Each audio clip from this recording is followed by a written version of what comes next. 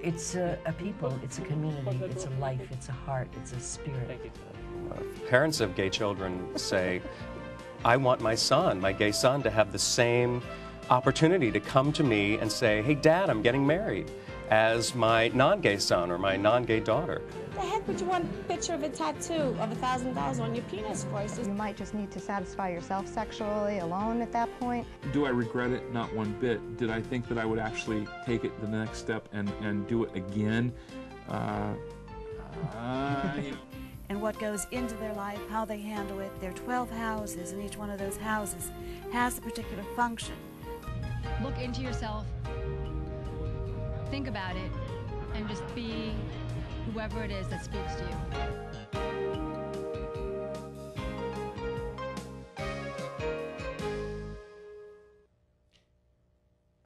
Hello and welcome to Talking About. I am John Griffith, your host, and today we are talking about the S.T.A.R.S Youth Center, and my guest is Frances Scarantino. Welcome. Thank you. And you are the founder, CEO, visionary behind the S.T.A.R.S program? I am the everything, the janitor, all the way on up.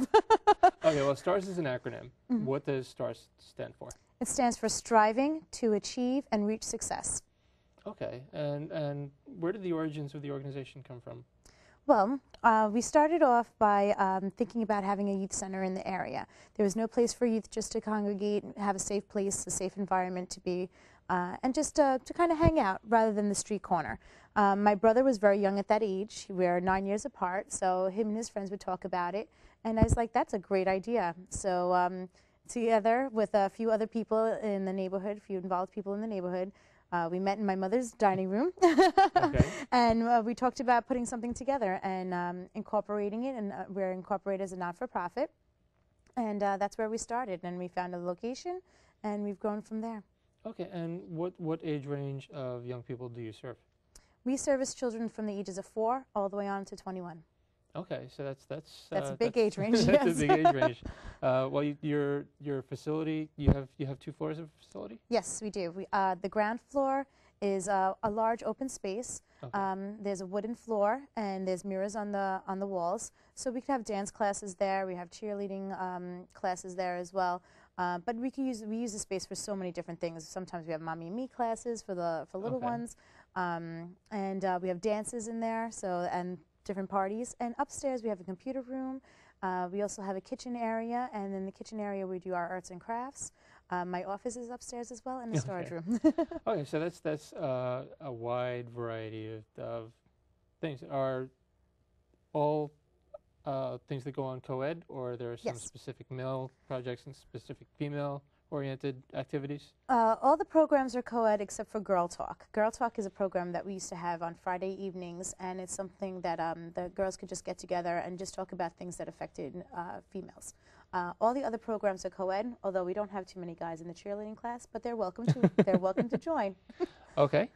Well, are there a lot of regularly scheduled activities, or are there drop-in activities, or? There's both. There's a regular scheduled activity that goes on Monday through Friday. If you'd like, I could go through them if sure. you want. Okay. On Monday, we have a hip-hop class from 4 to 5 and downstairs. And upstairs, we have board games and puzzles, and we have a little different contests with the board games and puzzles, and they win prizes, and that's also from 4 to 5, and that's upstairs. On Tuesdays, we have tap and jazz dance classes, and upstairs we have bingo, and both of those are from 4 to 5 as well. On Wednesdays, we have arts and crafts upstairs, and downstairs we have sports night, which is a lot of fun. A lot of different activities going on there. It's a small space, but we make do with what we can. Right. So we have some bowling, we have little indoor miniature golf, and we set everything up on that night and clean up that night so okay. we can use it the next day for something else. On Thursdays we have cheerleading, and upstairs we have computer games in the computer room. And on Friday nights, it's movie night, and we show a movie on a 100-inch screen, big screen with a projector. Can I come over? Sure, come on over. We have free popcorn and everything, and that's from 3:30 to 5:30. Okay, so there's a whole lot going on at any given time. Is 7 days a week or 5 days a week, or? Well, it depends on our volunteers. It's an all-volunteer run organization. So if I have a volunteer that comes in and says, I'd like to teach an aerobics class, for example, for youth, I say great. We set up a meeting time. We look for a space and time that's available within the schedule, and we set it up. Right now, we have Saturdays open, Saturday mornings open. So if there's any volunteers out there So if that somebody wants to have come an in idea, and say, sure. yeah, I want to do this for 10 weeks, Yeah. there's they're the welcome to space. do it. We used to have things like drama classes. We had a chess club at one point. We also had a job training program at one point. So as we have volunteers that come in with these great ideas and the capabilities to do them and the will to follow through, then we set it up. That sounds great. And you, as you said, you're 100% volunteer. 100%. So, I mean, how difficult is that recruiting for you? It used to be a lot easier. As we're getting on, it's getting a little bit more difficult. I think because the new idea of having a youth center, there were so many people that wanted to get involved, and that was great. And then those people got a little bit older, and they started doing their own thing, and some of them moved away, etc., having children of their own. So it's a little bit more difficult to get volunteers these days. So that's one of the reasons why I'm so happy that you invited me here. I could recruit some volunteers. Yeah, no, I'm very glad that you are here. And is there a phone number that people could reach you? Yes, it's 718-845-6956. Okay, and does the youth center have a website also? Yes, and we have a terrific webmaster, by the way.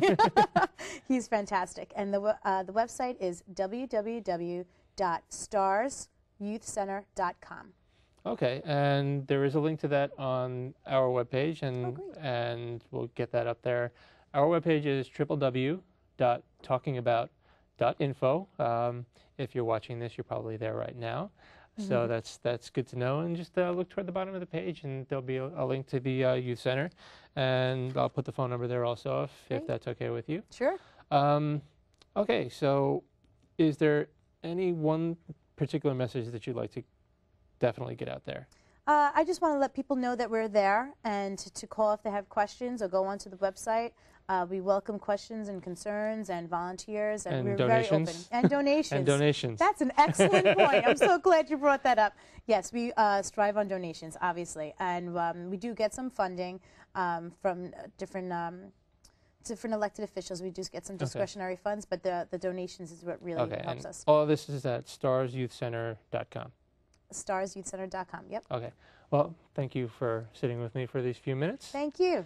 And again, I'm John Griffith, www.talkingabout.info. I will see you next time.